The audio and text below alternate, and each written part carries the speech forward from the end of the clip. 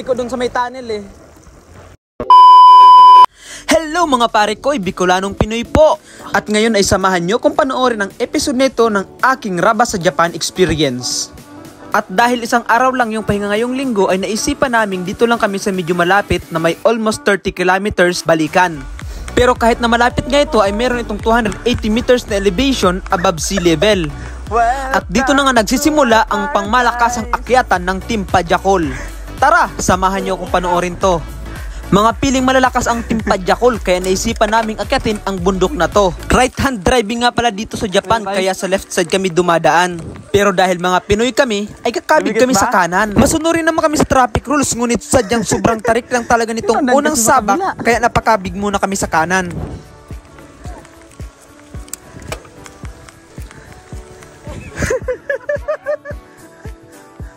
Tingnan mo na wala si... Bay, ba talaga pa yung kabig na nakaklits pa yo? Ano nangyari? Napagod ah. Saan pala? Grabe yung sinatong sabi. Pagyak ko. Putangin na, Barbie naman taro. Ito lang naman yan.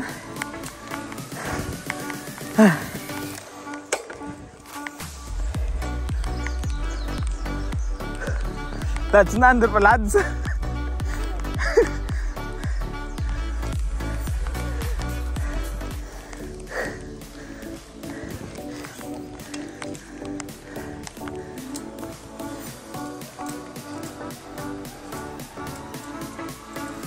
Huwag kasing pupersa, pre. Chill lang, pre.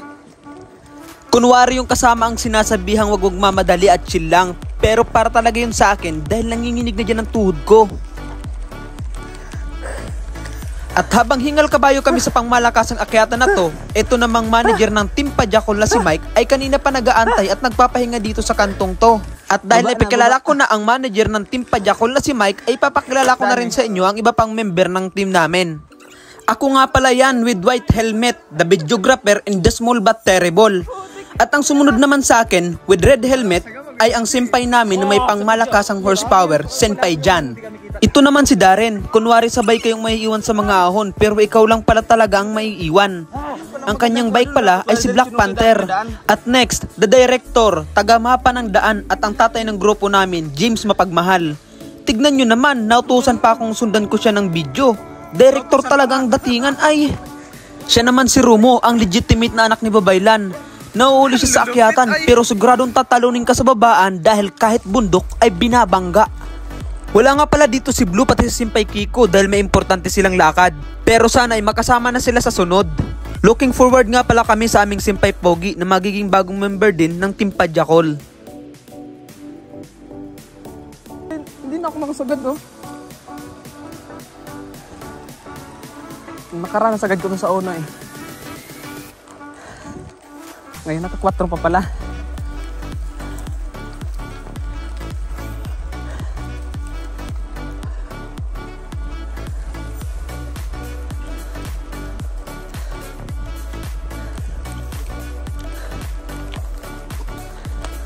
Last to.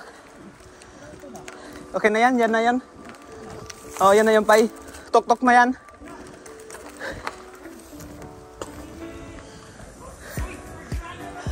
Walang video yan, may video dapat. At sa wakas, pagkatapos ng halos 40 minutes na akyatan, ay naabot na rin namin ang tuktok ng bundok na to.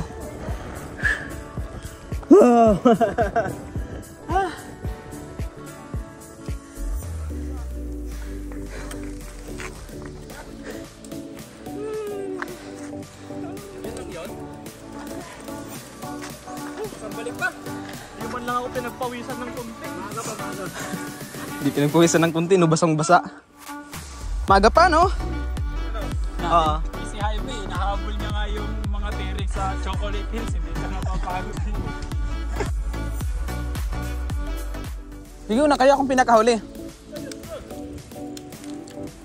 Ito ang pinakamasarap na part sa pagra-ride namin, ang paglusong. Mawawala kasi yung lahat ng pagod mo sa pag-ahon.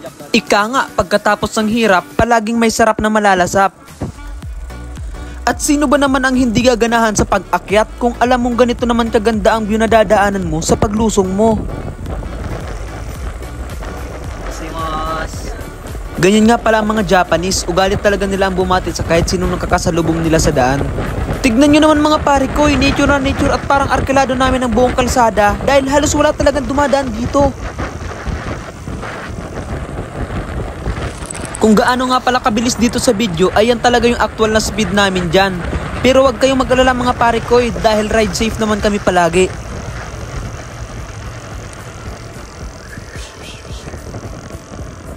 Kung mapapansin nyo sa mga dinadaanan namin ay talagang bangin ang mga gilid niyan. Kaya isang pagkakamali mo lang talaga ay siguradong sa baba ka pupulutin.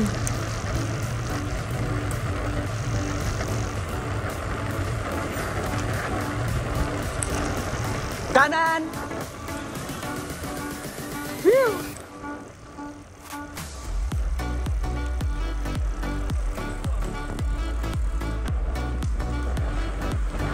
Ang lamig!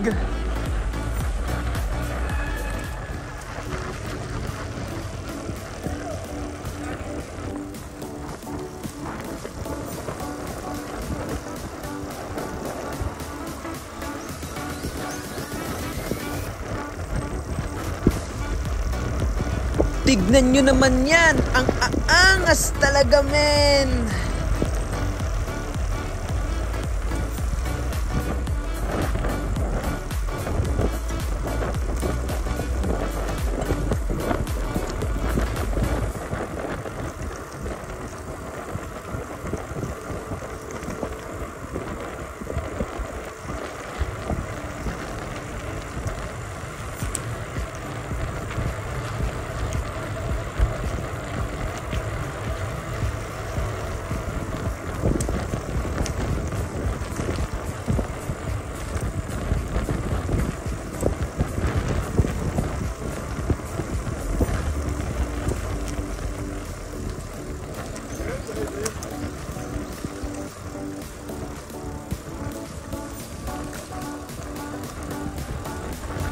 Buti hindi tayo dito duman ng paakyat.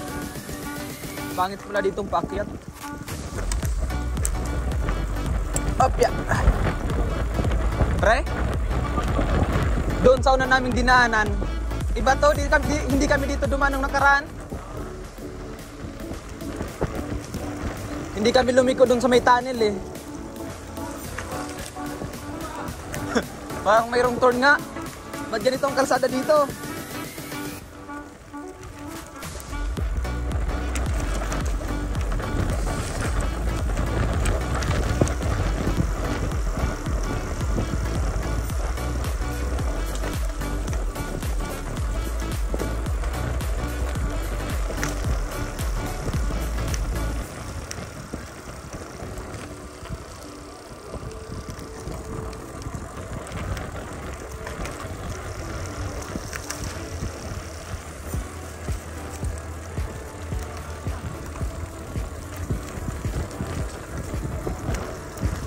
Grabe namang daan to. May dumadaan ba talaga dito?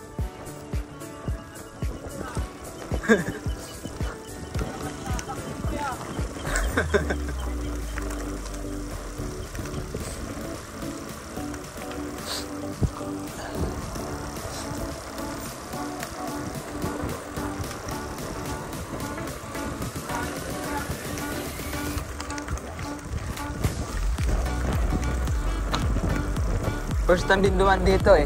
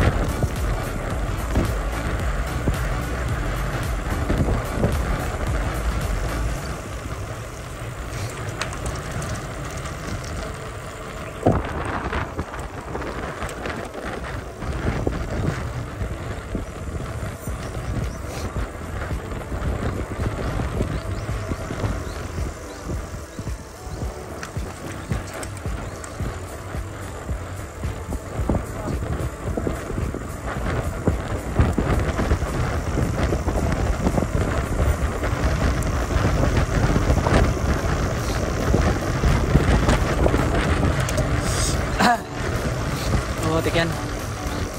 Ayan. Ya.